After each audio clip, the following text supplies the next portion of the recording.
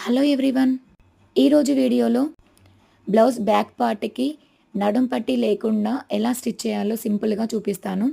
ముందుగా మనం మెయిన్ పార్ట్‌కి లైనింగ్ పార్ట్‌ని ఈ విధంగా పెట్టేసుకొని నడుం పట్టీ వైపు స్టిచ్ చేసుకోవాలి.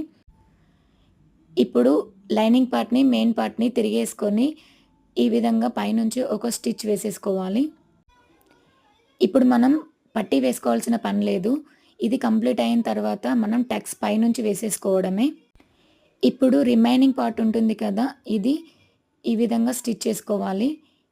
చాలామంది మగ్గం వర్క్ బ్లౌజులు కుట్టేటప్పుడు ఈ విధంగానే రివర్స్ వేసి కుట్టేస్తారు.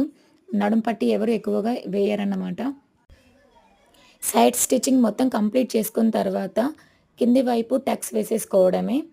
చాలా సింపుల్ అండి. ఒకసారి మీరు కూడా ట్రై చేసి చూడండి.